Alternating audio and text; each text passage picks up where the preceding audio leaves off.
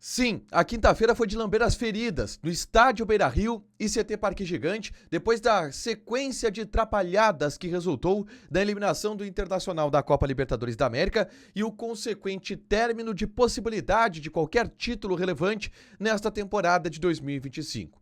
No Estádio Beira-Rio, uma investigação foi aberta para identificar os culpados pelo fiasco da chuva de prata. 2 profissionais foram demitidos e a verdade agora parece ter sido esclarecida em relação a este tema. Do lado do CT Parque Gigante, do outro lado da Avenida Beira-Rio, o dia foi de reuniões e tentativa de mobilização.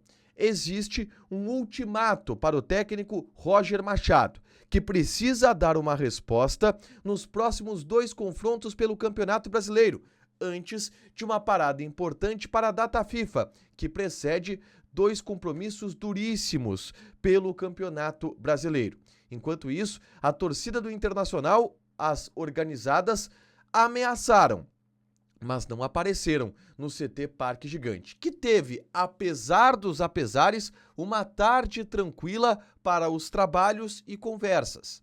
Esse é o Diário do Inter KTO desta quinta-feira, 21 de agosto de 2025.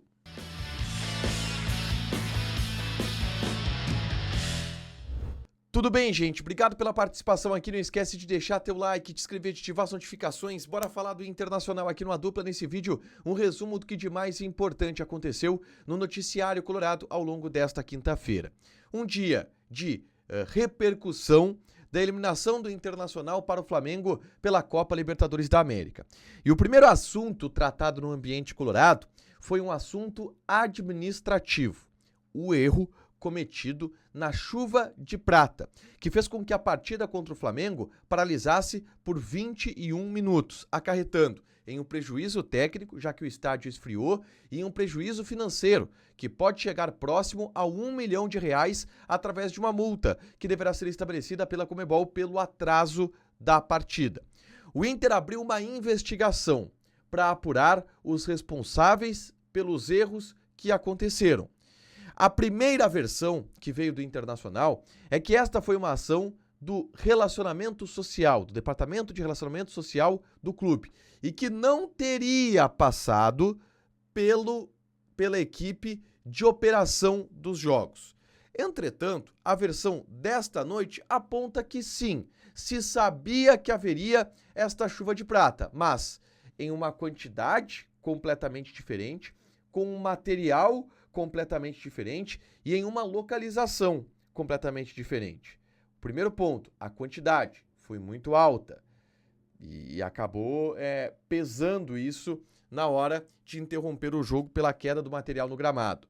O material foi comprado de maneira equivocada. Foi colocado um material prateado que gruda no gramado com uma maior facilidade, enquanto a ideia era folhas de jornal, folhas de papel que pudessem ser mais espalhadas com o vento. E o local era para o material ter sido jogado da Avenida Padre Cacique, porque o vento levaria as folhas para fora do campo, não deixaria que ela caísse fora do campo. Como foi da Avenida Beira-Rio, acabou ocasionando todo esse problema. O resultado? 2 funcionários do Relacionamento Social do Internacional foram desligados nesta quinta-feira e identificados como os grandes culpados ou os principais culpados pelos erros da operação que causaram o prejuízo técnico e o prejuízo também financeiro. Avançando na pauta, a gente tem que falar de futebol. E nesta tarde o Inter se reapresentou no CT Parque Gigante para enfrentar a equipe do Cruzeiro e seguir a temporada após a eliminação para o Flamengo. Foi um ambiente de tentativa de mobilização, de muita conversa, de tentar respirar, dar um passo para trás para dar depois 2 para frente. E eu estive nos arredores do CT Parque Gigante durante toda a tarde desta quinta-feira, tá? Justamente para entender o ambiente.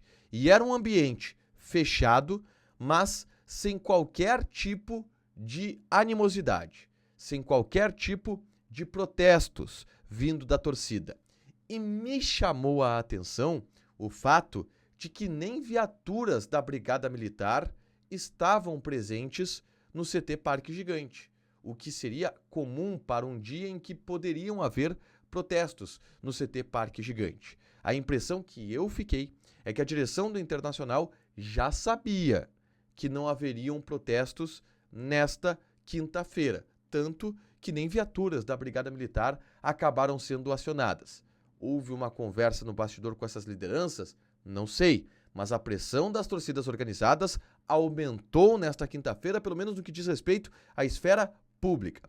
A Camisa 12, por exemplo, publicou uma nota em tom ameaçador, dizendo que se o ano acabou, a vida social de vocês também, cobrando uma reação, melhores resultados e condenando quem está no elenco, na comissão técnica e na direção pelos resultados negativos nessa temporada de 2025. Há um ambiente de pressão em cima de todo o trabalho do departamento de futebol, mas não houve protestos nesta quinta-feira. Poderá haver? Poderá haver.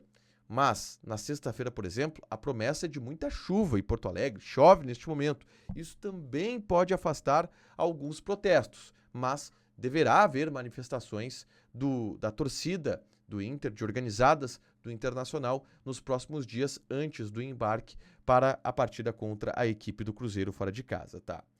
Em meio a isso, Roger está balançando, e isto é admitido internamente, isto é admitido pelo próprio treinador na entrevista coletiva. E Roger tem 2 jogos para se afirmar. Inclusive, no bastidor se chegou a falar isso, tá? O Simon Bianchini, por exemplo, da Rádio Gaúcha, foi um que trouxe uma matéria neste tom, de que o Inter está dando 2 jogos para o trabalho do Roger Machado reagir. Os jogos contra o Cruzeiro fora de casa e contra o Fortaleza no estádio Beira-Rio. Porque depois dessas 2 partidas, haverá a data FIFA, uma pausa de 2 semanas. E aí o Inter volta a jogar contra o Palmeiras fora de casa, e aí tem um clássico Grenal no estádio Beira-Rio. É uma sequência dura que o Inter tem depois dessa data FIFA. Se houver alguma troca, será neste espaço, depois do jogo contra o Fortaleza. Pelo menos é isso que o ambiente colorado está dizendo neste momento, tá? Para enfrentar o Cruzeiro nesse final de semana pelo Campeonato Brasileiro, Roger deverá colocar o mesmo time que enfrentou o Flamengo. Não deve haver grandes mudanças, tá?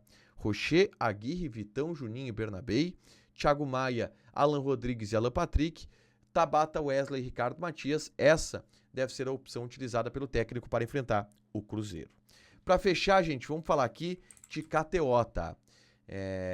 Lembrando, um site para você se divertir, proibido para menores de 18 anos. Apostas podem fazer com que você perca dinheiro. E a gente vai jogar aqui na Série B do Campeonato Brasileiro, que tem 2 jogos nesta sexta-feira. Atlético Chapecoense, Atlético está pagando 2,1, empate 3,25, Chapecoense 3,5. E Criciúma e Novo Horizontino. Odd do Criciúma 2,02, empate 3,1 e Novo Horizontino está pagando 4. Joga na KTO com responsabilidade, um site para você se divertir, proibido para menores de 18 anos, porque apostas podem fazer com que você perca dinheiro. Deixa teu like, te inscreve, ativa as notificações, que vai ter mais conteúdo aqui no canal. Beijo!